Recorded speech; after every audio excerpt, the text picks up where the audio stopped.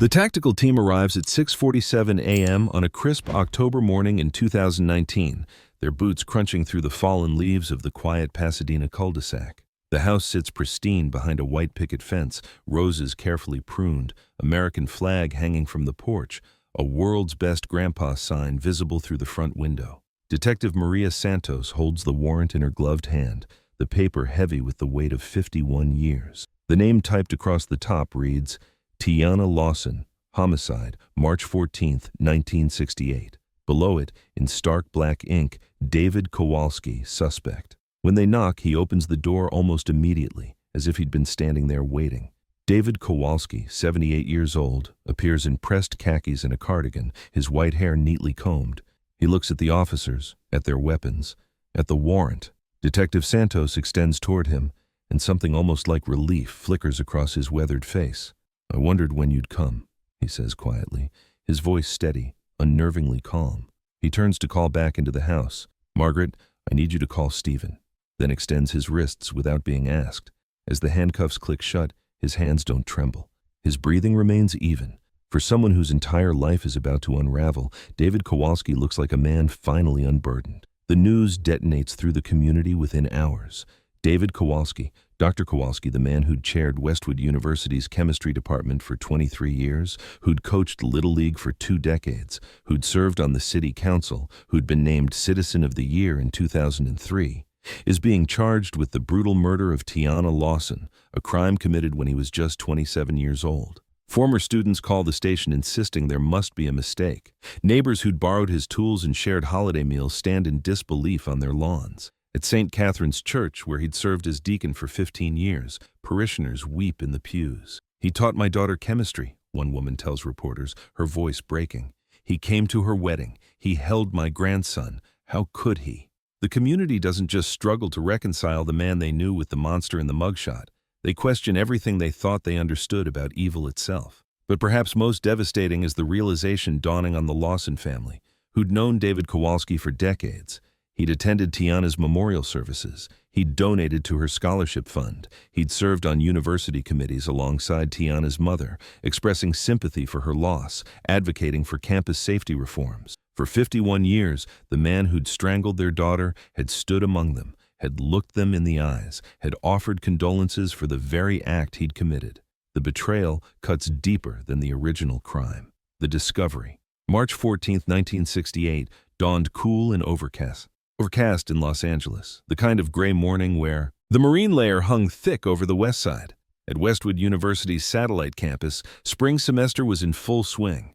2,147 students navigating between classes, the air buzzing with discussions of the Tet Offensive and the upcoming Democratic primaries. In the women's dormitory on Wilshire Boulevard, junior nursing student Patricia Chen grew concerned when her roommate Tiana Lawson missed their 8 a.m. anatomy study session. Tiana never missed commitments. Patricia found her at 9:23 a.m. Tiana lay beside her desk, textbook still open to Chapter 12, Cardiovascular System. Her coffee cup sat on the desk, still lukewarm. The window remained locked from inside. The door had been secured when Patricia used her key to enter. And Tiana, vibrant, determined 25-year-old Tiana, was gone.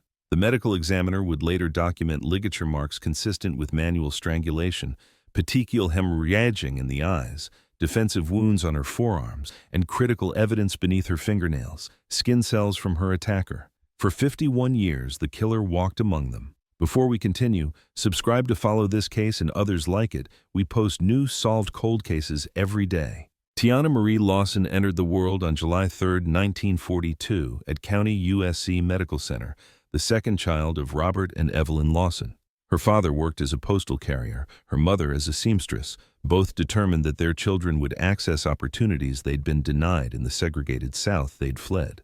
The Lawson family settled in Leimert Park, part of the Great Migrations wave that transformed Los Angeles' demographic landscape in the 1940s and 50s. From childhood, Tiana exhibited the determined focus that would define her short life. While other girls in her neighborhood played with dolls, Tiana dissected flowers to understand their anatomy, filled notebooks with observations of neighborhood wildlife, and peppered her parents with questions about how things worked. Her older brother Marcus remembers her at 8 years old, declaring she would become a doctor, a pronouncement that drew laughter from extended family who couldn't envision a black girl from their community entering medical school in 1950s America. She didn't care what anyone thought was possible, Marcus would recall decades later. Tiana lived in the world as it should be, not as it was. At Dorsey High School, Tiana graduated third in her class in 1960, earning acceptance to UCLA, one of only 17 black students in her freshman class of 3,200. But financial constraints forced a different path. She enrolled at Los Angeles City College, working 25 hours a week at Woolworth's lunch counter while carrying a full course load. The indignity of serving customers who sometimes refused to be waited on by a black woman only strengthened her resolve. By 1965, she'd transferred to Westwood University's nursing program, joining its satellite campus in West Los Angeles. The university's enrollment records show 127 nursing students that year. Tiana was one of only 4 African Americans. She worked overnight shifts at Cedars of Lebanon Hospital, attended classes during the day, and studied in whatever hours remained. Her friend circle was small but devoted. Patricia Chen, her roommate, Sarah Mitchell, another nursing student, and David Reeves, a pre-med student she'd been casually dating. Tiana's dream extended beyond nursing. She planned to become a certified registered nurse anesthetist, then save enough to attend medical school. In 1968, fewer than 2% of American physicians were women, and the percentage of black women was microscopic. Tiana kept a photograph on her desk. Regina Benjamin, a black woman doctor she'd read about, her inspiration. "If she can, I can," Tiana wrote in her journal. Her final day, March 13, 1968, followed her typical grueling schedule. Records and witness statements reconstructed her timeline. 7:00 a.m., finished overnight shift at Cedars. 8:30 a.m., returned to dormitory, showered, changed. 9:00 a.m., anatomy and physiology lecture, Dr. Henderson. 11:15 a.m., pharmacology lab, supervised by graduate teaching assistant David Kowalski. 1:02 p.m., lunch with Patricia and Sarah at the campus cafeteria. 2:30 p.m., studied in the library. 4:00 p.m., attended mandatory dormitory meeting about new security protocols. 6:00 p.m., dinner at the dining hall. 7:30 p.m., returned to room to study for tomorrow's cardiovascular system exam. Her diary entry from that evening, written in her neat, deliberate handwriting, contained no premonitions, no sense of danger. Tired but prepared for tomorrow's exam. P offered to quiz me, but I told her I needed to review alone. Must remember, aortic valve has 3 cusps, mitral has 2. Coffee will be necessary. Spring break is in 2 weeks. Marcus promised to take me to the beach. I haven't seen the ocean since last summer. Small pleasures. Also need to pick up dry cleaning on Friday for that interview at St. John's. Could be a good opportunity after graduation. She wrote about dry cleaning and job interviews and trips to the beach. She wrote about a future that would never come. Patricia would later remember seeing Tiana one last time around 10:30 p.m., coffee cup in hand, heading back to their room after getting hot water from the communal kitchen. She smiled at me, Patricia told investigators. She was humming something. She seemed happy. By 11:00 p.m., Patricia had gone to bed in the room she shared with another student down the hall. The dormitory was overcrowded, and students had been temporarily shuffled. Tiana remained in her single room, studying alone. Somewhere between 10:30 p.m. and 2:00 a.m., someone entered Tiana's room. Someone she knew. Someone she trusted enough to open her locked door for, to share coffee with, to turn her back on. And that someone wrapped his hands around her throat and squeezed until her dreams of medical school and beach trips and small pleasures turned to silence. The Tiana Lawson who'd survived racism and poverty and exhaustion, who'd worked 2 jobs while maintaining a 3.7 GPA, who'd defied every expectation placed on a black girl from Leimert Park. She had survived everything except the evil that entered her room that night wearing a trusted face. When dawn broke on March 14th, the coffee cup still sat on her desk, and Tiana's cardiovascular system, the one she'd been studying so diligently, had been permanently, violently stilled. She was 4 months from graduation, 6 months from her 26th birthday, and years from the medical career she'd worked so hard to achieve. The world would never know what Dr. Tiana Lawson might have accomplished. The investigation begins. Los Angeles Police Department officers Raymond Torres and James McKinley arrived at the dormitory at 9:41 a.m., responding to what dispatch had initially categorized as a possible medical emergency. By 9:50 a.m., after one look at the scene, McKinley had radioed for homicide detectives. Detective William Harrison, a 15-year veteran assigned to West Bureau, took lead on the case that would haunt him until his death in 1993. The medical examiner, Dr. Philip Rostenberg, arrived at 11:20 a.m. His preliminary findings, later detailed in the official autopsy report, documented the clinical reality of Tiana's final moments. Death by asphyxiation due to manual strangulation, time of death estimated between 10:30 p.m. and 2:00 a.m. Petechial hemorrhaging in the conjunctiva consistent with prolonged pressure to the neck, defensive wounds on the forearms suggesting she'd struggled, and, critically, skin cells and tissue beneath the fingernails of her right hand. She'd fought back. She'd marked her killer. But in 1968, forensic science existed in a different universe than today. There was no DNA analysis, no genetic profiling, no databases. Detective Harrison's team employed the technology available. Fingerprint powder that they dusted across every surface, paper bags carefully placed over Tiana's hands to preserve the evidence beneath her nails, dozens of photographs documenting the scene from every angle, and witness statements taken in shorthand. They bagged the coffee cups, 2 of them, investigators noted with interest, Tiana's with her lipstick on the rim, and a second cup, wiped completely clean. The second cup told a story. Tiana had made coffee for 2. She'd entertained a visitor, someone she knew well enough to invite into her room at night, to share a drink with, to turn her back on while she returned to her studies. This wasn't a stranger attack, a break-in, a random violence. This was intimate betrayal. The physical evidence painted an impossible picture. The door had been locked from inside, and Patricia had needed her key to enter. The window remained latched. There was no sign of forced entry anywhere. Whoever killed Tiana had been let in willingly, and had somehow left without forcing their way out, suggesting Tiana had been alive when they exited, only losing consciousness and dying minutes later, or that the killer had somehow relocked the door from outside, a feat the old locks made technically possible but difficult. Detective Harrison methodically constructed a suspect list. The university community, already tight-knit, contracted further under scrutiny. Every male who'd had documented contact with Tiana came under investigation, a pool of 28 individuals, later expanded to 32.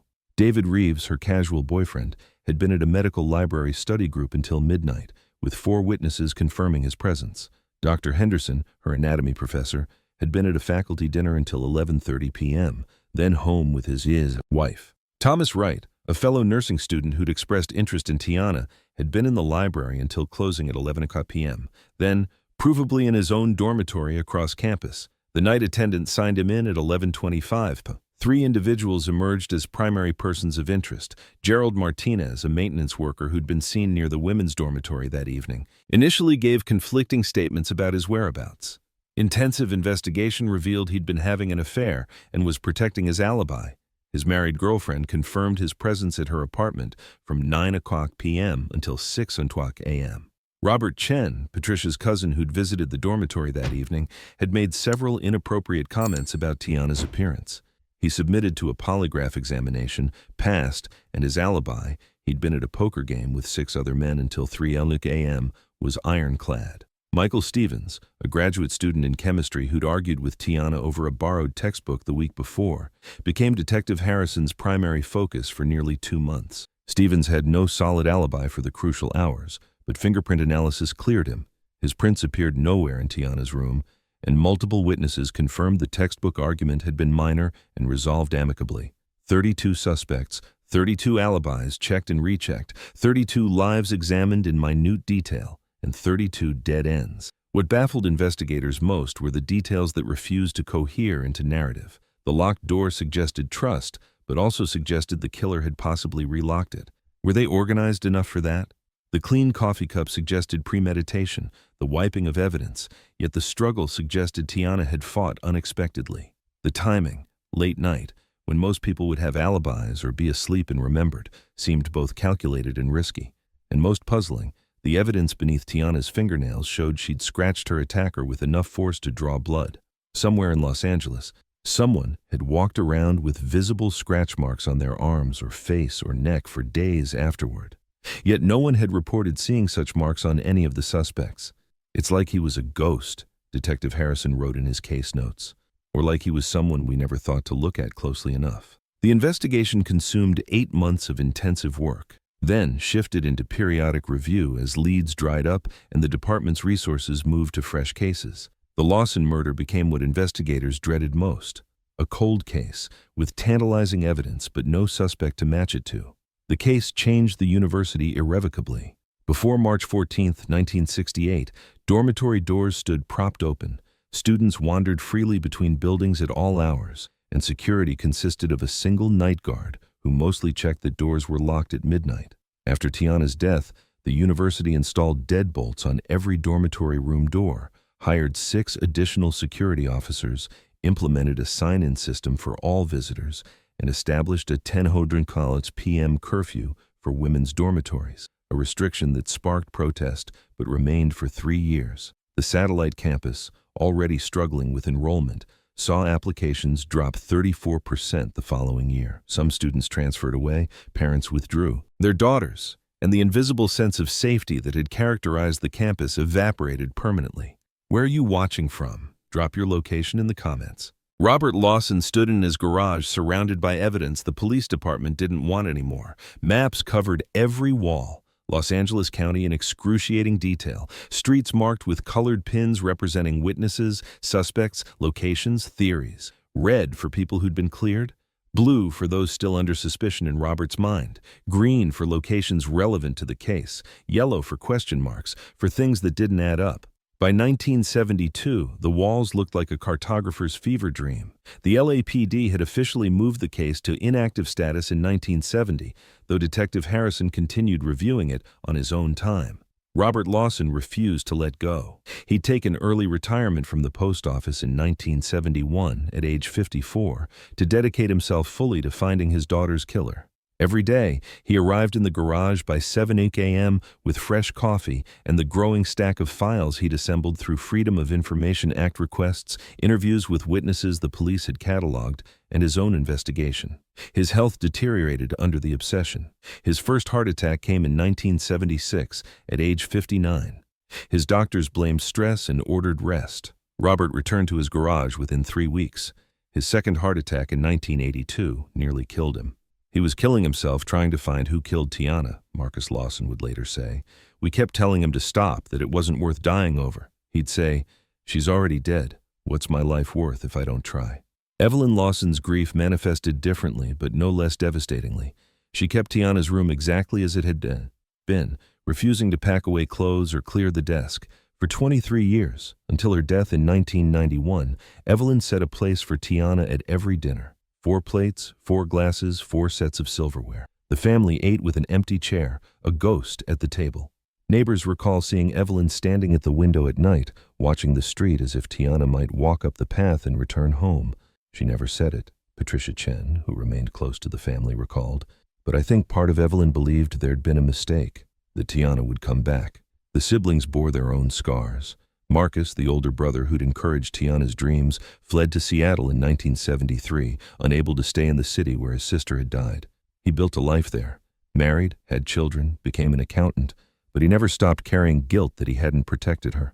Younger sister Jennifer stayed in Los Angeles, becoming the family's caretaker, the one who managed Robert's medications and drove Evelyn to doctor's appointments and held the family together through sheer determined presence. She never married, never moved more than 3 miles from the family home. "How could I live my life when Tiana couldn't live hers?" she once asked a reporter. "How could I be happy?" The extended family rallied around the Lawsons. Aunts and uncles attended every anniversary vigil, every press conference, every time Robert needed someone to confirm a lead or track down a witness. The black community of Los Angeles, already distrustful of police effectiveness in solving crimes against black victims, elevated Tiana's case as a symbol of systemic failure. Churches held special services, community organizations demanded progress, and slowly, Robert and Evelyn transformed their private grief into public advocacy. In 1977, they founded Justice for Tiana, an organization that grew beyond their daughter's case to support all families of unsolved homicides. Evelyn, despite her own fragility, became a powerful advocate.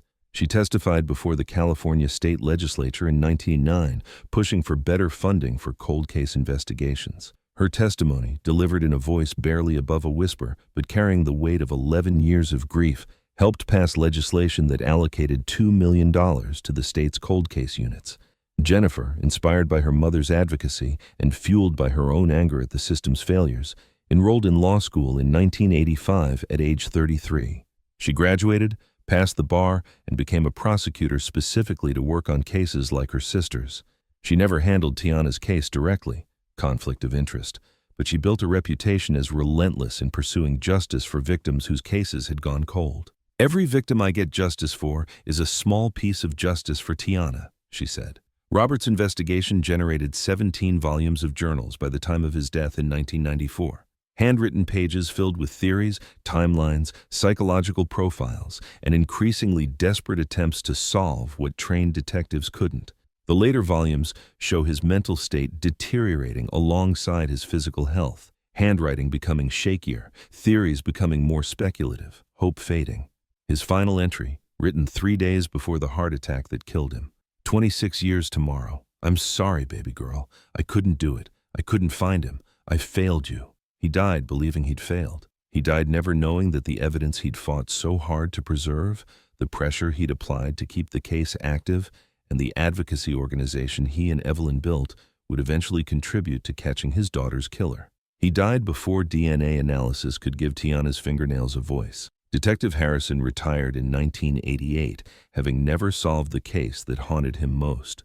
On his final day, he sat in the evidence room at Parker Center, holding the file he'd opened 20 years earlier. "I know who you are," he said to the unknown killer, his voice recorded by a colleague making a retirement documentary. "You're in this file somewhere. I just never figured out which name was yours." He continued reviewing the case every March 14th until his death in 1990, driving to the station as a civilian, asking the new generation of detectives if they'd made progress. The case underwent 5 major reviews between 1976 and 2001, each incorporating whatever technology had advanced in the intervening years. The 1976 review utilized newly implemented automated fingerprint systems, running every print from the scene against the state's growing database. No matches. The 1981 review employed electron microscopes to analyze fiber evidence more thoroughly. The fibers from Tiana's clothing matched dozens of common fabrics available in the 1960s, functionally useless for narrowing suspects. The 1991 review marked the first attempt at genetic analysis. DNA fingerprinting had been revolutionizing forensic science since its introduction in 1986, but the technology remained crude and sample-intensive. The review team sent samples to Cellmark Diagnostics, one of only a handful of labs capable of DNA analysis at the time. The genetic material beneath Tiana's fingernails, preserved for 23 years in less than ideal conditions, had degraded significantly. Cellmark extracted what DNA they could, but the analysis consumed most of the sample and returned only partial profiles, enough to exclude some suspects but insufficient for a definitive match. "It was heartbreaking," recalled Detective Sarah Mills, who led the 1991 review. "We had the killer's DNA, we had his actual genetic signature, but the technology wasn't there yet to tell us who he was. It felt like standing at a locked door with the key in your hand, but not knowing which way to turn it." The 1996 review revisited witness statements using cognitive interview techniques developed in the intervening years. Several witnesses recalled additional details under careful questioning, but nothing that changed the investigation's fundamental direction. The 2001 review ran the DNA profile through CODIS, the Combined DNA Index System established by the FBI, hoping the killer had committed other crimes and been cataloged. No matches. Each review generated media coverage, particularly on significant anniversaries. The 20th anniversary in 1988 brought a feature in the Los Angeles Times titled "The Student Who Died Studying." The 30th anniversary in 1998 prompted a local news documentary, Tiana's Legacy, which interviewed Robert Lawson 6 months before his death and featured Evelyn's advocacy work. The 40th anniversary in 2008 generated true crime podcast coverage and renewed digital interest, amateur sleuths on forums dissecting the case, offering theories, sometimes harassing former suspects whose names had leaked over the years. The case became embedded in local legend, taught in UCLA's criminal justice program as an example of both investigative thoroughness and technological limitation. Students studied the meticulous evidence collection that had preserved crucial samples, and the frustrating reality that those samples couldn't be fully analyzed for decades. Professors used it to illustrate the importance of preserving evidence even when contemporary technology couldn't process it. You're collecting for future investigators, future science, future solutions. The physical landscape changed around the case's unchanging mystery. The satellite campus where Tiana died closed in 1987 due to declining enrollment and financial pressures. The dormitory building stood empty for 3 years before being demolished in 1990. A parking structure replaced it. Students parked there, oblivious to the tragedy that had occurred on that spot. Neighbors moved away, new residents arrived, and the story faded from immediate community consciousness, except for the annual vigils and occasional media coverage. The evidence itself endured a perilous journey. From 1968 to 1983, it resided in LAPD's Parker Center evidence room. In 1983, a pipe burst on the floor above, and water cascaded through the evidence room. Officers formed a human chain, rescuing boxes before they were destroyed. Tiana's evidence box, marked Lawson Homicide 1968, was among those pulled to safety by Officer Thomas Drake, who'd never heard of the case but saw homicide and prioritized it. The box moved to the Piper Technical Center in 1995, then to the LAPD's new Forensic Science Division building in 2007. Through all these moves, Detective Jennifer Walsh maintained custody in spirit, if not always in practice. Walsh had joined LAPD in 1994, specifically requesting assignment to cold cases after reading about Tiana's story. She adopted the Lawson case with something approaching religious devotion. Every March 14th, like Detective Harrison before her, she pulled the file and reviewed it. Every March 14th, she called Jennifer Lawson, now Jennifer Lawson Martinez, prosecutor, and promised they hadn't forgotten. Every March 14th, she felt the weight of failure and the determination to somehow, someday, break through. "Cases like this one don't let you go," Walsh said in 2015. "You lie in bed at night thinking about that second coffee cup. You wonder about the scratches no one reported seeing. You know the answer is in the file somewhere, but you can't see it. It's like a puzzle where all the pieces are there but arranged in a way that doesn't reveal the picture. You keep moving them around, hoping this time you'll finally see." What time is it where you're watching? April 25, 2018 changed everything. That morning, law enforcement announced the arrest of Joseph James DeAngelo, the Golden State Killer, whose decades-long crime spree had terrorized California and stumped investigators for 40 years. But the arrest itself wasn't what revolutionized cold case investigation. It was the method, genetic genealogy. Investigators had uploaded crime scene DNA to GEDmatch, a public genetic genealogy database where people post DNA results to find relatives. The DNA didn't match anyone directly, but it matched distant cousins, people who shared a common ancestor with the killer several generations back. Genetic genealogists built family trees from these matches, working forward through generations until they identified DeAngelo as the common link. Detective Walsh read about the technique and immediately understood its implications. If it worked for the Golden State Killer, it could work for Tiana's case. She had DNA. She had good DNA, skin cells from defensive scratching. She submitted a funding request that afternoon. The bureaucracy moved with unusual speed. The Lawson case carried symbolic weight. 50 years unsolved, dedicated family, preserved evidence, everything needed except the technology to analyze it properly. LAPD approved funding within 2 months. On July 3, 2018, what would have been Tiana's 76th birthday, Detective Walsh packaged the remaining DNA samples and sent them to Parabon Nanolabs in Virginia.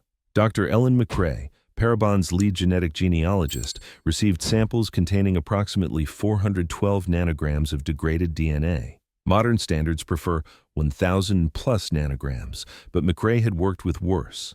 The DNA had been properly stored, protected from UV light, kept relatively cool. The preservation techniques of 1968, limited as they were, had been sufficient. Parabon employed a process called forensic genetic genealogy. First, they isolated and amplified the DNA using modern techniques unavailable in previous decades. They generated a full SNP, single nucleotide polymorphism profile, essentially a genetic signature of the killer containing hundreds of thousands of markers. Then they uploaded this profile to GEDmatch and Family Tree DNA, searching for matches. The system returned 127 matches. Most shared minimal DNA, fourth cousins, fifth cousins, connections so distant they were functionally useless. But 19 matches shared enough DNA to indicate a relationship within 4 generations. These 19 people became the foundation for building the killer's family tree. Dr. McRae and her team of genealogists began the painstaking work of traditional genealogy powered by modern tools. They accessed census records, birth certificates, marriage licenses, death certificates, newspaper archives, military records, immigration documents. They built family trees from each of the 19 matches backward in time, searching for common ancestors. Some trees extended to the 1700s. Some required tracing lines through 7 generations. The work consumed 3 months and involved mapping 2,400 plus individuals across 7 generations, creating an elaborate genetic chart that resembled a family tree designed by a cartographer having a breakdown. Slowly, the trees converged. 6 of the matches descended from Johann and Greta Kowalski, Polish immigrants who'd arrived in New York in 1889. The genetic math indicated that someone in the Kowalski line, a descendant of Johann and Greta, had left their DNA beneath Tiana's fingernails. McRae's team identified every male Kowalski descendant who would have been between 20 and 40 years old in 1968 and living in California, 38 men. They cross-referenced this list against known criminal records, geographic location, and any possible connection to Westwood University or Tiana Lawson. 7 names emerged as possibilities. The team provided these to Detective Walsh on October 3, 2018, with ranked probability based on age, location, and connection to the victim. Walsh sat at her desk, reviewing the 7 names with growing excitement tempered by learned caution. She'd seen leads evaporate before. Then she saw name number 3, and her breath caught. David Kowalski, age 77, Ph.D. in chemistry, longtime Westwood University faculty member. She pulled the original case file, fingers shaking slightly as she flipped through 50-year-old witness statements. Page 127, David Kowalski, graduate teaching assistant, chemistry department. Had victim in pharmacology lab. Last saw victim at 11:15 a.m. on 3/13/68. States he was home studying evening of murder. Lives with 3 roommates. Roommates confirmed D. Kowalski arrived home approximately 5:30 p.m. on 3/13, ordered pizza with them around 7:00 p.m., remained in apartment rest of evening. All 3 roommates provide. Consistent statement. He'd been in the file all along. He'd been interviewed. He'd provided an alibi that 3 witnesses had corroborated, and investigators, with no reason to doubt him, had moved on to more promising suspects. David Kowalski had been categorized as a routine witness, had cooperated with police, and had disappeared into the background of an investigation that swirled past him toward seemingly more suspicious individuals. Walsh spent the next week investigating David Kowalski's life with the meticulous attention he'd somehow avoided 50 years earlier. What she found was stunning. Not because he'd fled or hidden, but because he'd done the opposite. He'd embedded himself deeper into the very community he'd devastated, hidden in plain sight. David Kowalski's resume read like a testament to American success and community service. Born in Milwaukee in 1941 to Polish immigrants, he'd excelled academically, earning a full scholarship to University of Wisconsin-Madison for undergraduate studies. He'd moved to California in 1965 to pursue graduate studies in chemistry at Westwood University, working as a teaching assistant to fund his education. After completing his Ph.D. in 1971, 3 years after Tiana's murder, he'd been hired as an assistant professor in Westwood's chemistry department. He'd advanced steadily. Associate professor in 1979, full professor in 1986, department chair from 1989 to 2012. His research focused on organic synthesis and had generated over 70 published papers and a textbook still used in undergraduate chemistry courses nationwide. Students consistently rated him among the university's best professors. He'd advised 127 graduate students, many of whom went on to distinguish careers in chemistry and medicine. But his community involvement extended far beyond academia. Youth baseball coach for the Pasadena Little League from 1979 to 1999, working with children ages 8 to 12, teaching fundamentals in sportsmanship. City council member from 2003 to 2007, focusing on educational initiatives and youth programs. Deacon at St. Catherine's Catholic Church since 2004, helping coordinate charitable efforts and leading Bible study groups. Volunteer at the Rose Villa Senior Center, teaching basic chemistry and science to retirees. Named Pasadena Citizen of the Year in 2003 for his decades of community service. He'd married Margaret Phelps in 1973. She had no knowledge of his crime and was, by all accounts, blindsided by his arrest. They'd raised 2 children, both successful professionals. He had 4 grandchildren whom he doted on, attending every soccer game and school play, and impossibly, horrifyingly, he'd attended Tiana's memorial services. Every 5 years, on major anniversaries, when Evelyn and Robert Lawson held vigils at the site where the dormitory had stood, David Kowalski had been there. Detective Walsh found photographs from the 20th anniversary vigil in 1988, Robert Lawson speaking at a podium, and there in the crowd, barely visible but clearly identifiable, stood David Kowalski. He donated to Tiana's scholarship fund, $500 in 1998, his name listed in the donor registry. He'd served on a university safety committee with Evelyn Lawson in 1985, discussing campus security improvements. According to committee meeting notes, he'd advocated strongly